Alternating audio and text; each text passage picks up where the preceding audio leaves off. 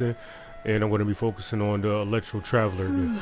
Now, again, like Traveler is one of the characters who's kind of like borderline in the middle. Like, of course, he's the protagonist of the game stuff, and we already know that he's supposed to be stronger than what he is. He's pretty much lost his powers during, from the beginning of the journey, and as you go along to find a seven, you will eventually come across and control, manipulate all the elements, and pretty soon you will gain all your powers back on what you have.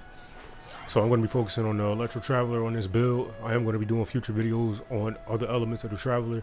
So let's get into it. I'm going to break down the Traveler Electro build right now currently. So we're going to start over to his talents. Now, these is one of the things that you want to level up too, so that way you can be able to increase your damage output. So then, let's get into the talents. That's his regular sword. Don't really care too much for that. Okay, so here we go. Combat talent, Lightning Blade. It said unleashes 3 swift thunder shadows that deal electro damage to opponents and leave an abundance amulet behind after hitting an opponent. 2 abundance amulets can be created initially. Using the skill will reset any abundance amulets that were generated. Okay. Now, as we come over here to the skill attributes, skill damage 142, energy regeneration 4.0 per amulet, energy recharge increase 20%.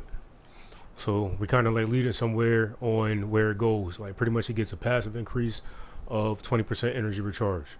Okay, now let's move over to his burst, which is bellowing thunder. You can call upon protection of lightning, knocking nearby opponents back and dealing electro damage to them.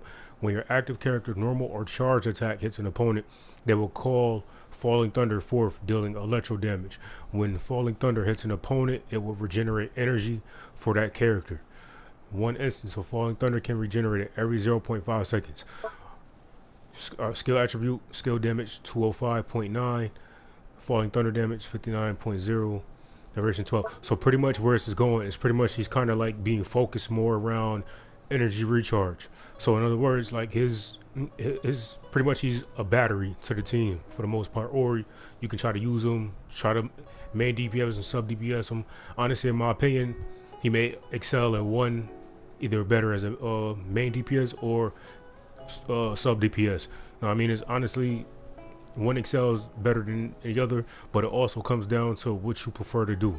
You know what I mean? Like, I mean, you can build the characters however you want, but we just going based off of around the talents and constellations on how we went about, our artifact build and weapon of choice. Okay. Here go a passive talent. When another nearby character in the party obtains an abundance amulet created by Lightning Blade's cooldown is decreased by 1.5 seconds, so it makes it slightly faster, your cooldown. And its other passive ability, which is Resounding Roar, increases energy recharge effect granted by Lightning Blade's abundance amulet by 10% of the traveler's energy recharge. Okay, so pretty much like your energy recharge effect granted by the Lightning Blade's abundance amulet, it said 10% of that is increased based off your energy recharge. So therefore, the base around Electro Traveler's character is pretty much like you want to have a lot of energy recharge on this character to get the most output damage that you can with him so far. So that's it for the talents. Let's go up to the constellations. Spring Thunder Fertility. Okay, the number of abundance amulets that can be generated using Lightning Blade is increased to 3. So you will shoot 3 when you use your elemental skill. Second constellation, when falling thunder created by bellowing thunder hits an opponent, it will decrease their electro resistance by 15% for 8 seconds. So pretty much like when you use your elemental skill followed by the special and it hits an opponent, it's that created by the special hits an opponent, it would decrease their elemental resistance. So therefore they'd be slightly weaker to electro damage. Constellation 3, it said increases the level of bellowing thunder by 3. So pretty much you can increase it a little further as you upgrade the talents and then go further. Constellation 4, when a character obtains abundance amulets generated by Lightning Blade, if this character's energy is less than 35%, the energy restored by the abundance amulet is increased by 100%. So therefore, like, you're going to be guaranteed to get 100% increased energy restored if your energy is less than 35% off of that. Next one, increases the level of Lightning Blade by 3, maximum upgrade level 15, make it stronger. And Constellation 6, his last constellation, this is also another one that you really want to look into to see where you want to go with this character. Okay, World Shaker. Every 2 falling thunder attacks triggered by the next Falling Thunder, which would deal 200% of its original damage and will restore an addition. Now, pretty much, in other words, on the third Falling Thunder, and then you go straight into the of its original damage and restore additional energy. So that's 200% on top of its already base. Let's go back to the talents. On top is already based skill damage. So 205 packed on top of that 200, you're looking at 405.9 skill damage from the special. So that's what we'll look at that. As for artifacts, since he's real based around energy recharge, I went along with the 4-piece album of Silver Fate set. Pretty much 2-piece gives you 20% energy recharge additional to what he's about, and 4-piece increases elemental burst damage by 25% of energy recharge.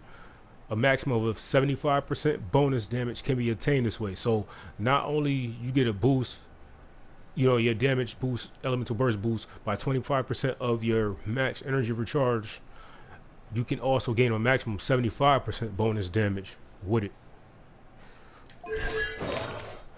So that's looking at a good amount of energy recharge. Now, since we're pretty much having a set that's dedicated to energy recharge and talents and constellations, it's everything about energy recharge. Now we're going to go into our weapon set.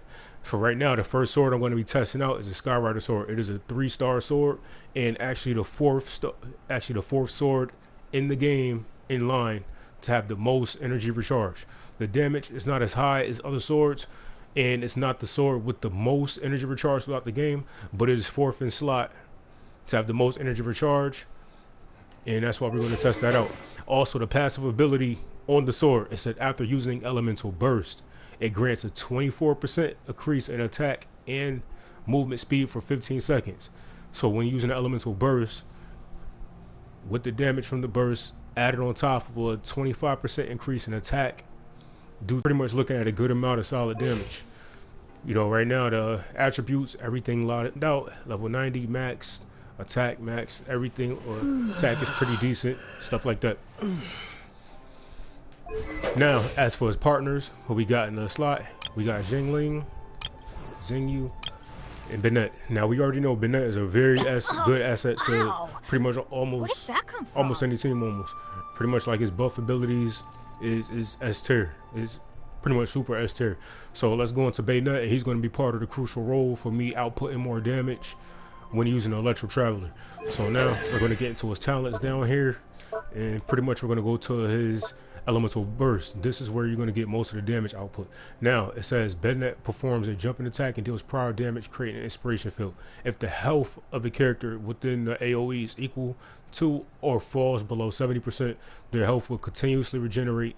The amount of HP restored scales off of Bennett's max attack. If your health of a character within the AoE is higher than 70%, they will gain an attack from artifacts, but it boosts your standard base attack of your character. So pretty much with him, he gets in a 70%, well, higher than 70%, he gains an attack boost that is based on his attack. So that's how much he's going to be buffing. As you come over to skill attributes, you're going to see the skill damage, 326, and the regeneration, you're going to see the attack bonus ratio. Pretty much that's the percentage of buff that you're going to get once you use it, which he provides of 78% attack bonus ratio, which goes based off base attack. Therefore, as we go up here to Bennett's base attack, we see his base attack is 549. So 549 from 70%. Benny's adventure. You're looking at something good. Now, I got his Constellation 1, I don't have the rest of them, so we can get to his constellations though. Fantastic Voyage. Attack increase, no longer has an HP restriction, and gains additional 20% of Bennett's base attack. So it gains 20% additional from base Bennett's attack.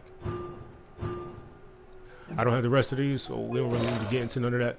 4-piece set, I got the Nobly set, and that's also going to be part of it. That play a crucial role. So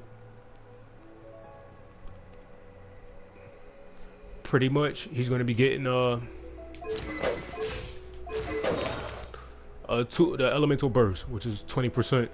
Now 4-piece set using the elemental burst increases all party members attack by 20% for 12 seconds.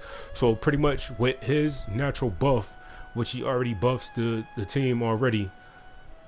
Plus, on top of that, he's using an nobly set extra 20% attack with the buff with the squad. He's going to be pretty much providing pretty much a good amount of damage for the team. So now, since we're basing this around Electro Traveler, we're going to use him, do the bayonet.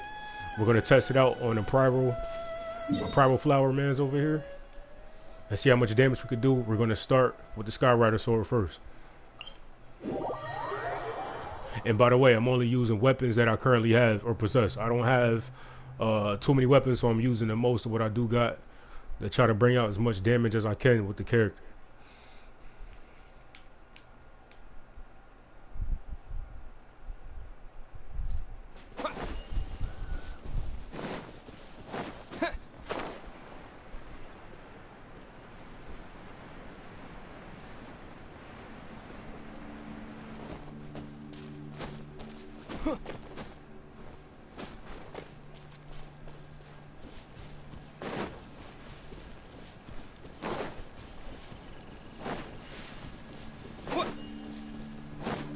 Plus, on top of it, I think the sword looks badass on him.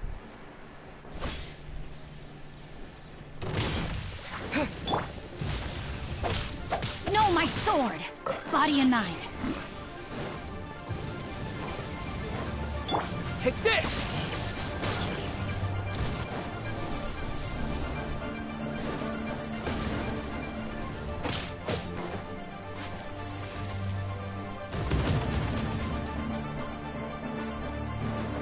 Now remember what I was explaining. I'm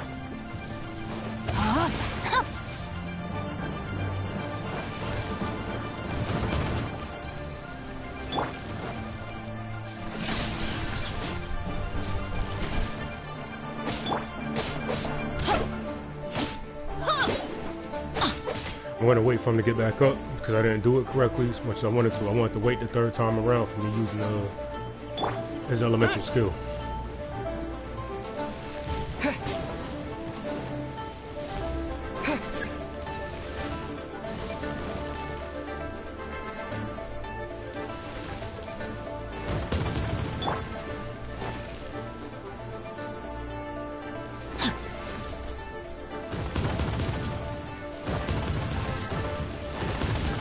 My sword!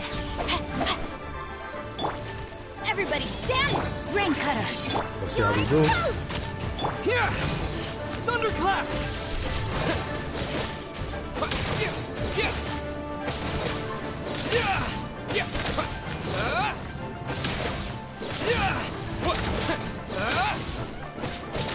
So that's how much damage we did. With the buff increase.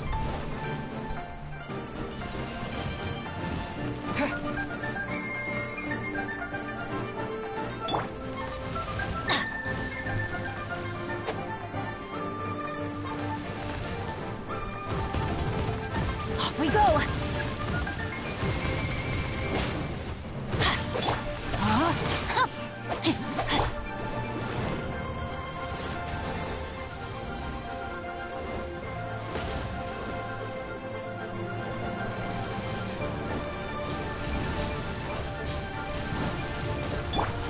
Take this!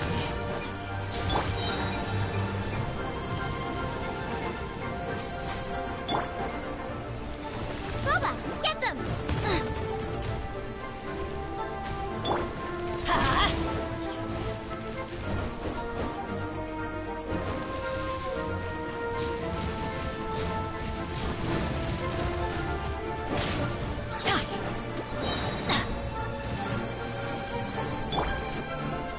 Race you!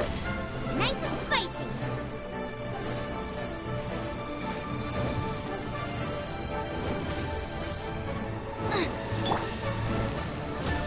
Rain outlines your fate.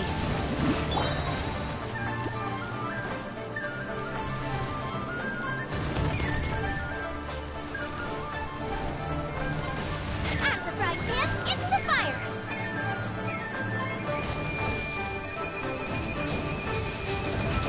Race you!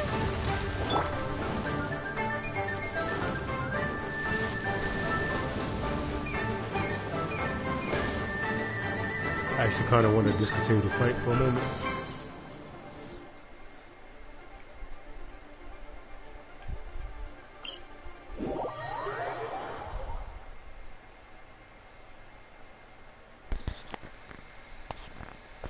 So this time we're going to try it again, because honestly, even though I did a decent amount of damage after the end of this video, well, the stream.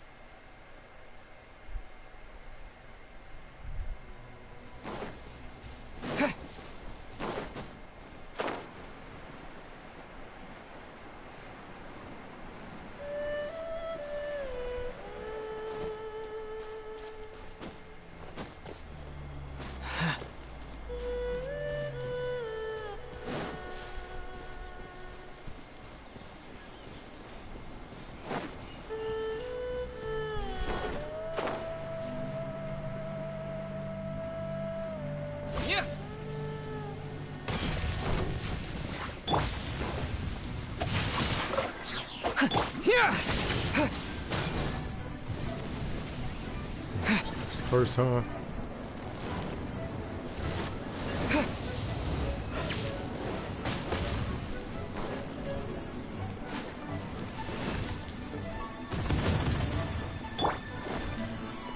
No, my sword! Take this!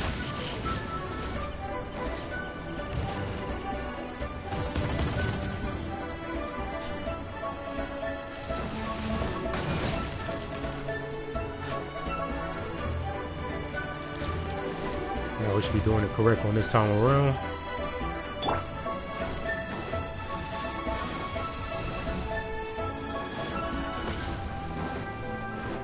Rain outlines your Knockout, fate. Adventure showtime. time. Let's see about our damage Go output. in! Witness the power of... Booba, get them! Eat this! Here!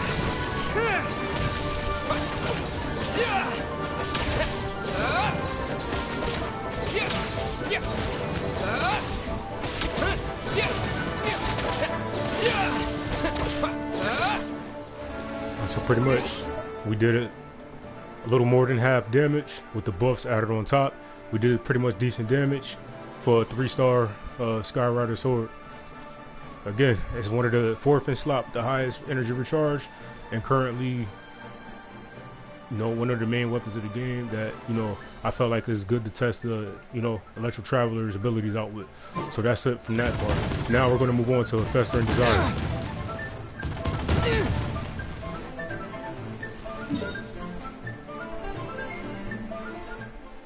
So we're gonna go back hill, switch swords, and we're gonna come back. So we did a little more than half damage with Skyrider sword. So I could say that's pretty much some decent amount of damage from there. And one of the first reasons I wanted to test the sword, because this sword even has higher energy recharge, even more than Fester and Desire, and some of the other 4th level star swords in the game, aside from the other 2 that's above it.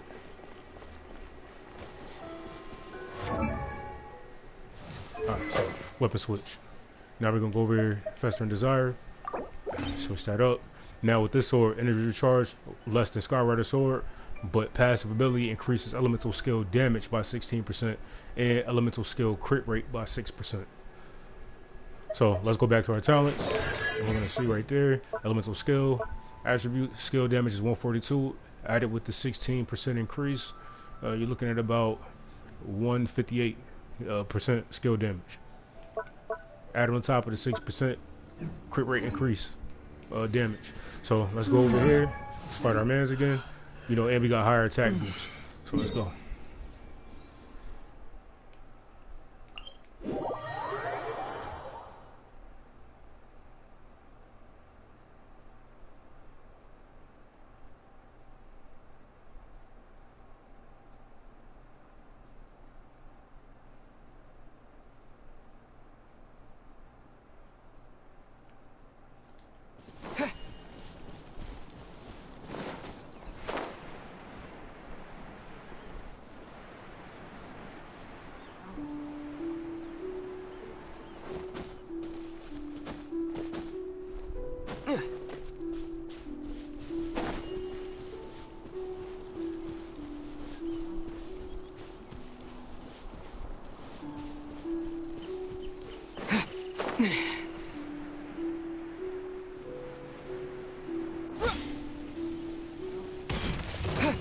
I did more plunger damage with the sword.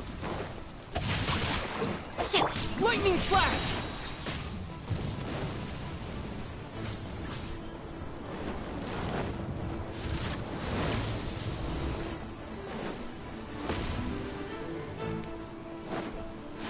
Yeah!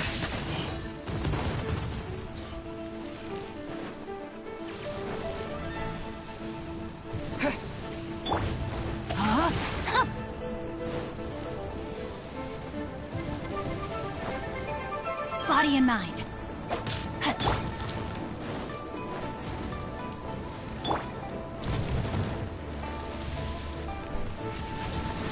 Get ready to drop him. It's getting ready to be showtime. No, my sword. Showtime. Oh. Gotta make sure I get my special back first. Nice and spicy.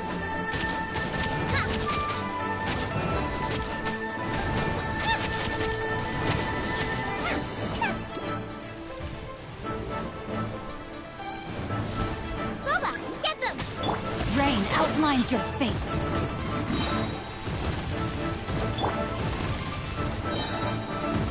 Alright, so now we're gonna redo it. Got my specials back, so now we're gonna get up out of here.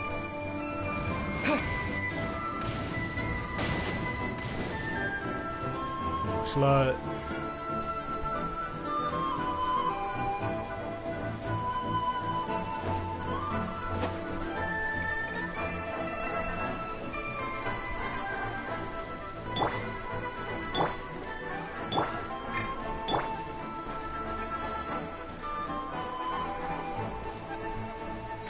Alright, there we go.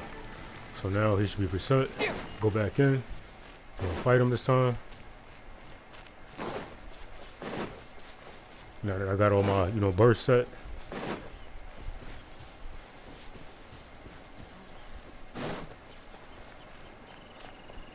Get up. Lightning slash! That went too early.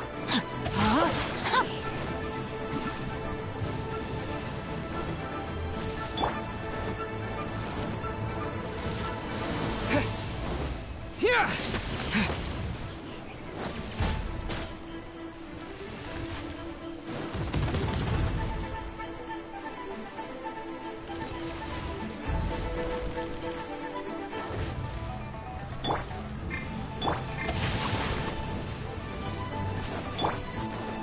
Take this!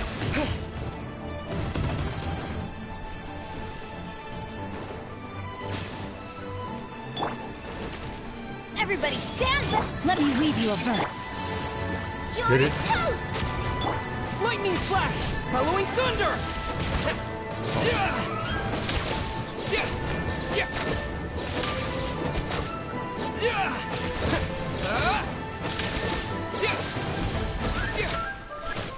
So we see how much damage that we did with the Festering Desire. Now, it pretty much looks almost identical to the Skyward Sword, to the Skyrider Sword. Pretty much there's not too much of a difference, but you see it looked like it did take a tad bit more damage. No, my So sword. pretty much the sword, in comparison, far apart from, besides being a 3-star weapon with a 4-star weapon comparing, the damage is pretty close. So that lets you know right there between the swords, that pretty much which one of those gave the output damage. Now, after these swords, I do kind of want to test the Favonius sword, but I'm not going to do that one right now yet until I send it to the exact level as these two swords. It's currently at level 70. Once I send it to level 80, then I'll test that sword out too to see which one is actually going to give more damage. Alright, so now at the base of it, what we do when we total this up at the end, pretty much when it comes to Bayonet's base buff attacking, Skyward Sword comes to 1021.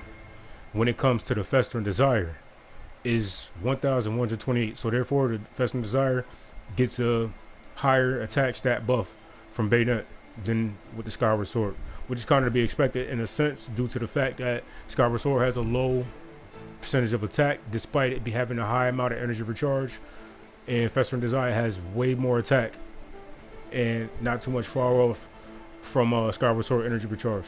Now with the 4-piece artifact damage on top of that, the bonus from pretty much with the buff with the Skyward Sword, you're looking at 140.7% of damage from the Emblem of Severe Fate artifacts, and with the Festering Desire, you're looking at a total of 139.5. It's a little less than Skyward Sword, but it's still not.